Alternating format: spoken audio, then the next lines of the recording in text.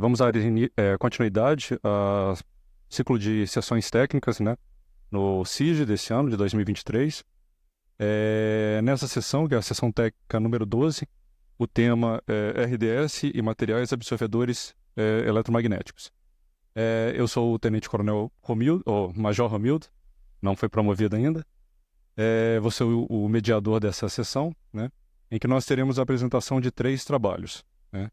O primeiro trabalho será a proposta de integração de sistemas para soluções de dados em sistema HF do Ministério de Defesa. Nós vamos realizar uma alteração na ordem das apresentações. Então, a segunda palestra vai ser interferência eletromagnética entre radares de emprego naval. E a terceira, aí sim, será a capacidade de detecção de aeronaves UAV X-47B em função da predição da RCS estática, né? Para dar início, então, a essa sessão técnica, eu convido o Tenente Coronel Aberman e o Tenente Arimateia para fazerem uso da palavra durante 15 minutos, inclui apresentação e perguntas, tá?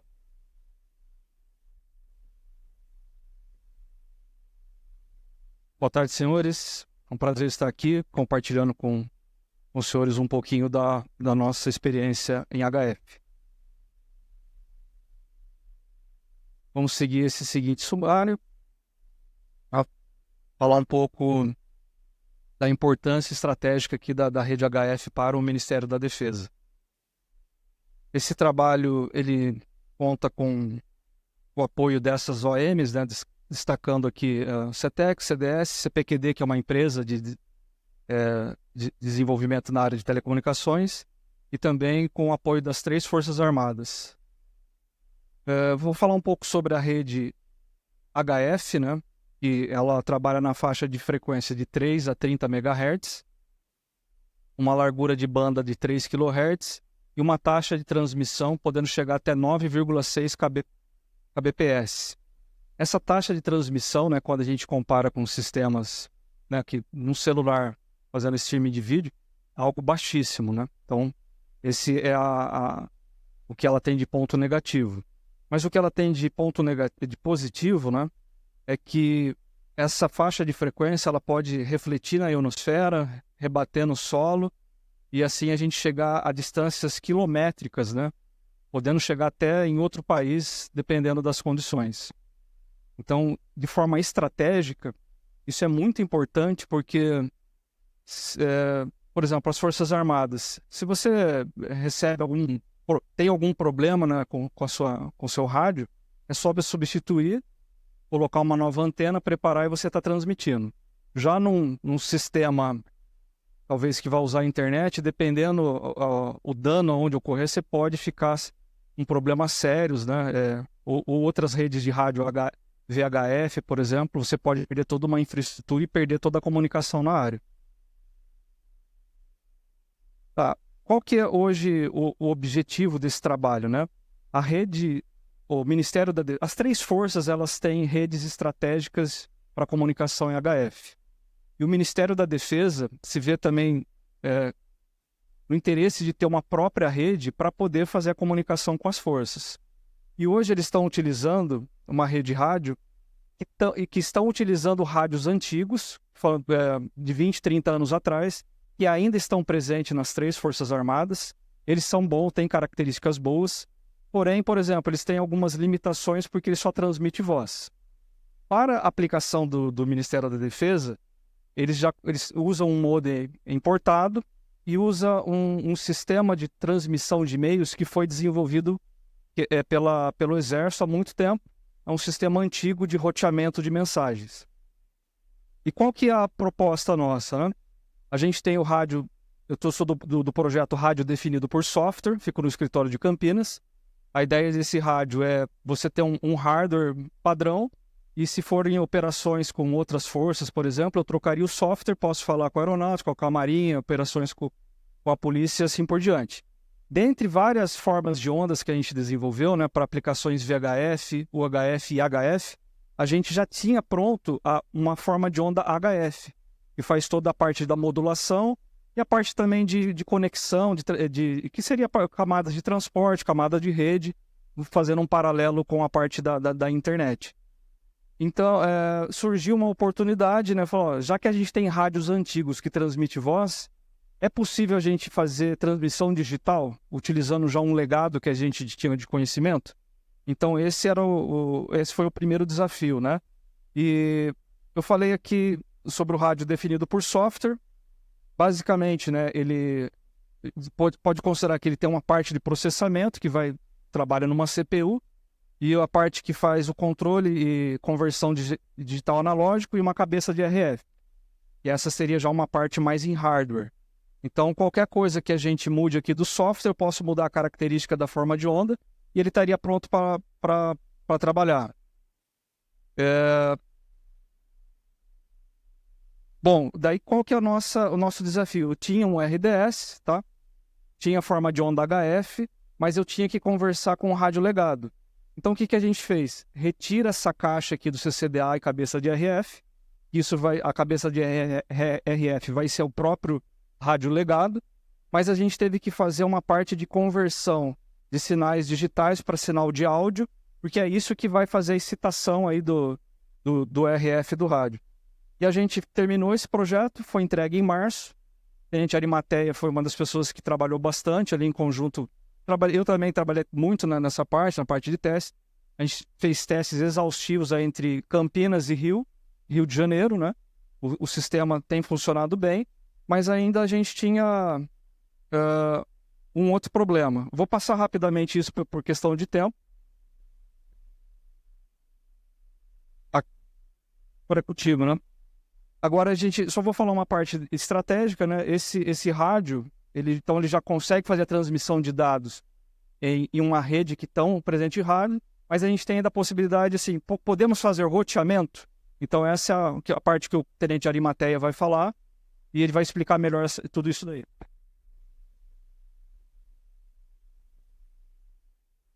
Sou o primeiro Tenente Arimateia, né? Vou dar continuidade à apresentação. Então, primeiramente falando do TID, né?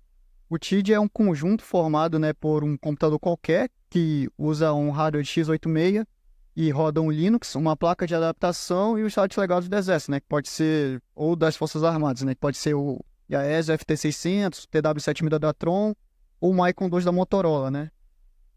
E o TID, ele tem essas aplicações que o operador pode fazer, né, que é mensagens curtas MD, e-mail, chat ou transferência de arquivos. Ele possui uma interface web para o operador poder controlar o rádio ou fazer as configurações necessárias para a transmissão. É importante frisar que o rádio legado, que é utilizado no TID, ele funciona apenas como uma cabeça de RF, ou seja, não tem conhecimento nenhum do protocolo de comunicação utilizado no TID. Foi desenvolvido. Inclusive, é possível fazer transmissão criptografada com o TID, né? E o rádio não possui conhecimento da chave criptográfica utilizada. A placa de adaptação é só uma intermediadora em que faz a conexão correta do computador com todos os rádios legados, né? E para fazer o computador conseguir fazer o controle do próprio rádio, né? A forma de onda que a gente utiliza no TID, ela foi desenvolvida pelo Exército Brasileiro em parceria com o CPQD e foi utilizado o padrão SA de desenvolvimento de forma de onda. No TID existem duas formas principais de comunicação, né? A primeira é onde a gente tem as aplicações de mensagem de e-mail, HFchat e transferência de arquivos. Nós usamos o protocolo STANAG 5066 para fazer essa intermediação entre a camada de aplicação e, segundo o modelo OSI, né, a camada de enlace, né, a camada L2, em que a gente utiliza os proxies do padrão STANAG para fazer essa intermediação. E na camada 2, nós temos várias subcamadas, todas desenvolvidas no padrão STANAG. E elas têm as funções básicas da camada de enlace, né? De controle de acesso ao meio, priorização de filas, retransmissão, essas outras coisas. Da camada 2 para a camada 1, nós temos o padrão MIL Standard 188-110C, desenvolvido nesse padrão, que tem as funções padrões da camada física, né? De sincronização, codificação, modulação. Né? E essa seria a primeira forma, e depois a informação é passada para o rádio, né? Essa seria a primeira forma de comunicação. Na segunda, nós temos utilizando o padrão 141C, né? Que é o ALI. O famoso ALI aí. Com ele a gente pode fazer transmissão de mensagens curtas AMD, ou então Sounding, ou LQL Exchange, onde a gente consegue...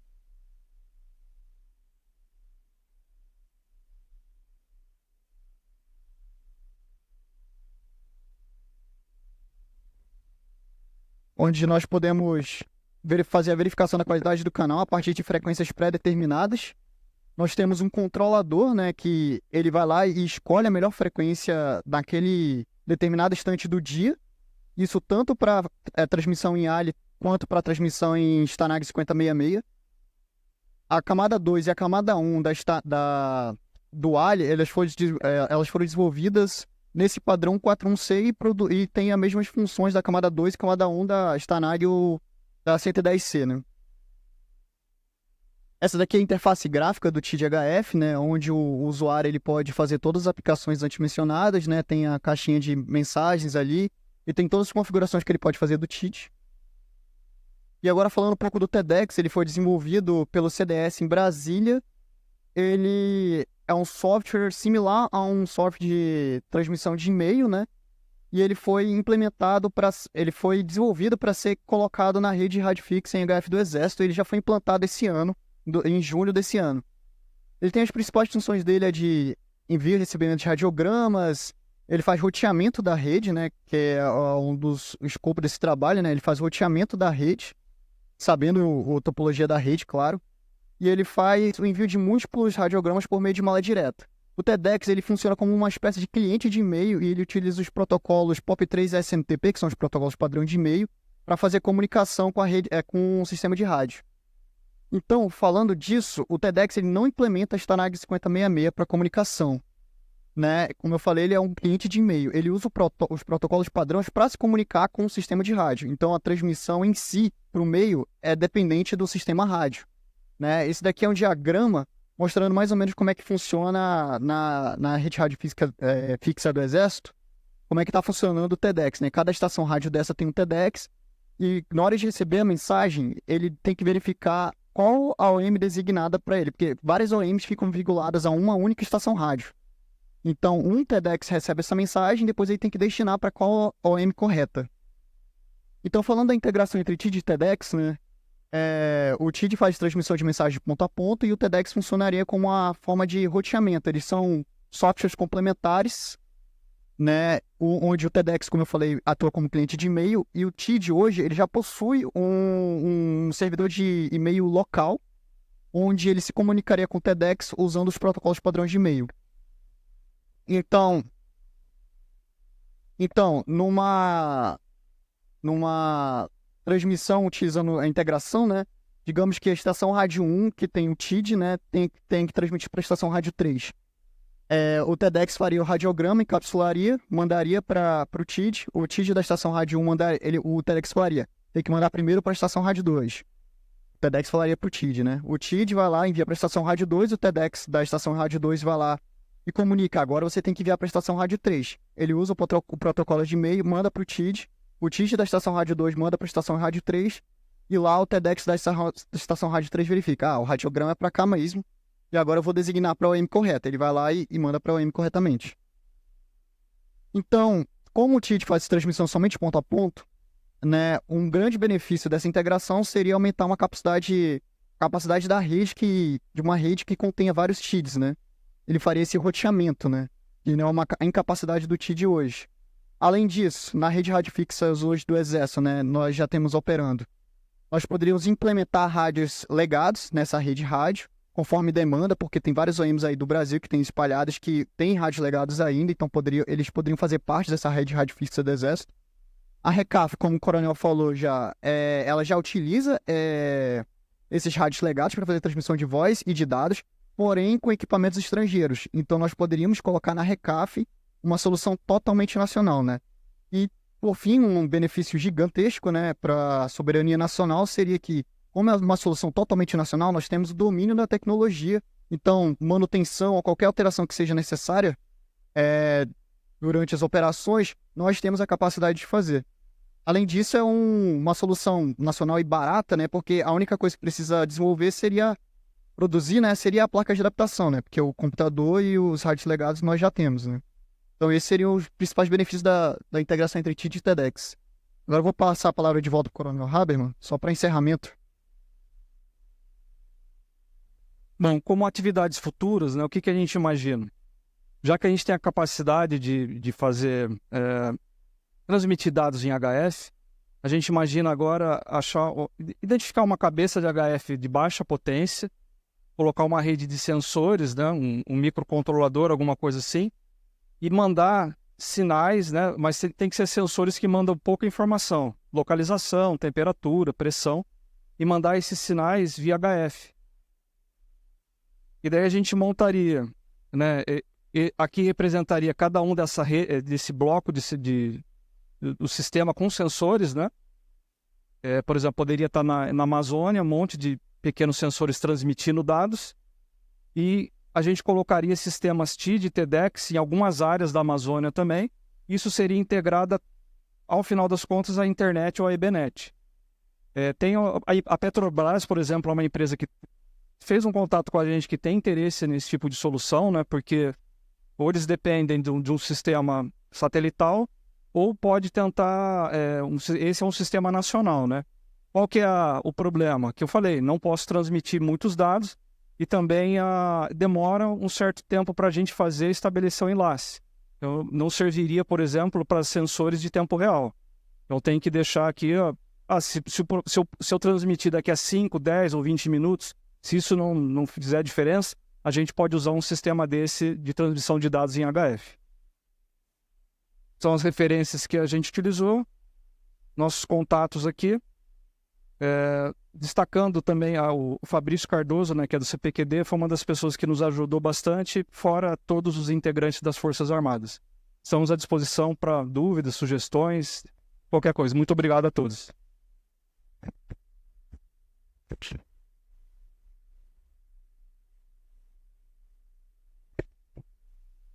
Senhores e senhoras, alguma dúvida? Alguma pergunta?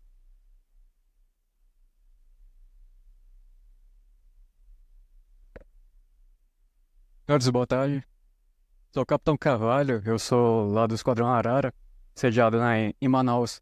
Aí, nessa região amazônica, a gente percebe muito essa dificuldade, que é a comunicação.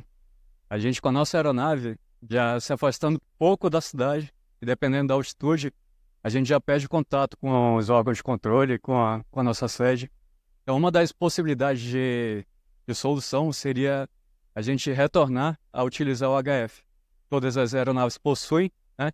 E seria isso, a gente utilizar esse sistema, mas não só para transmitir voz, mas para transmitir dados também. E, além disso, além da comunicação da aeronave com solo, a gente poderia fazer também um data link entre aeronaves. A minha pergunta é, a partir desse sistema que os senhores apresentaram, seria viável a integração com aeronaves também, com o sistema terrestre? Não, eu creio que sim, mas a gente tem que tomar o seguinte cuidado, né? Esse é um cenário diferente. O cenário ele implica muito nas condições que a gente vai ter, vou colocar entre aspas, do ruído do canal, tá? Então, se eu tiver, por exemplo, terrestre em movimento de uma velocidade de 60, 80, 100 km é uma coisa, avião é outra coisa, avião é outra coisa. A gente treinou esse cenário mais para partes terrestres. Apesar de a gente ter modelado as formas de onda do RDS para aguentar outros tipos de cenário. Então, seguindo uma modelagem teórica, tá? Mas para validar isso na prática, isso é muito difícil e caro. Porque, eu teria que ter, por exemplo, helicópteros do Exército, aviões da aeronáutica, entre aspas, disponíveis para os nossos testes. Isso é bem caro. Uma solução que está sendo pensada agora, a gente está num trabalho em conjunto com o IME de desenvolver um laboratório de análise cibernética. Ele vai modelar a rede elétrica do Sistema Nacional Brasileiro e a gente está colocando também uma rede rede rádio. Então, toda a nossa parte assim, de desenvolvimento de rádio definido por software, a gente vai, entre aspas, colocar tudo nesses servidores e daí a gente vai poder exercitar vários tipos de cenário. e estamos fazendo uma aquisição de um emulador de canal, é isso que eu queria chegar. Isso vai nos possibilitar a colocar diferentes tipos de cenários, né? E a gente vai verificar se o nosso software ele é robusto ou não para isso. E vai nos dar oportunidade de melhorias. Teoricamente, é relativamente simples, assim, na parte teórica, a gente adaptar. Mas tem toda uma parte também de testes e prática que às vezes você tem que, sabe, ficar colocando parâmetros, ajustando coisas para a gente melhorar o modelo de canal, né? Para poder corrigir esse tipo de problema. Mais alguma pergunta? Tenente Coronel Jorge Luiz do DCEA. Parabéns pela apresentação, primeiramente, né? Queria saber se os senhores conhecem o trabalho do Esquadrão do primeiro GCC, Sargento Arraes, em relação a esse tema, né, de transmissão de dados por HF. E eles já obtiveram sucesso, né, em transmissões até de imagens, se os senhores terem ideia, né? Demorou minutos, 20 minutos, mas conseguiram, enfim.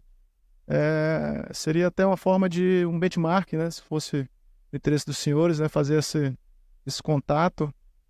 Tenho certeza que, né, os dois lados iriam ganhar com essas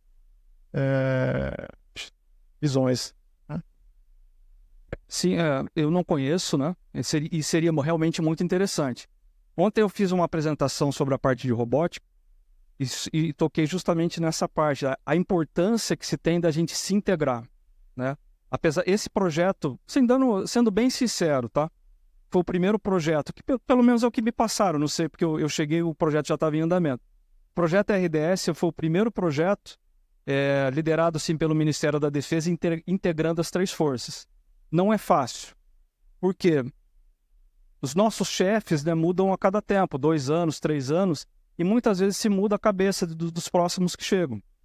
E um projeto desse do RDS começou, já tem 10 anos, então ele começa a ter essa dificuldade de gerenciamento de expectativas, né?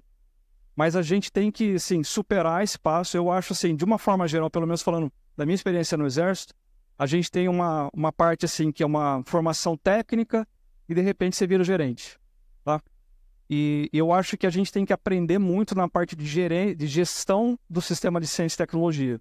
E um país como o nosso, né, que não dá para comparar o orçamento, por exemplo, de pesquisa que tem nos Estados Unidos, a gente só vai conseguir dar um passo à frente se a gente conseguir fazer esse tipo de integração. É essencial, mas é difícil porque a nossa cultura muitas vezes dificulta esse tipo de coisa. Mas a gente tem que, sabe, encarar como algo que tem que ser superado. Bom, não temos tempo para mais perguntas, mas agradeço a apresentação, Tenente Coronel Aberman e o Tenente Arimateia, pela ótima apresentação.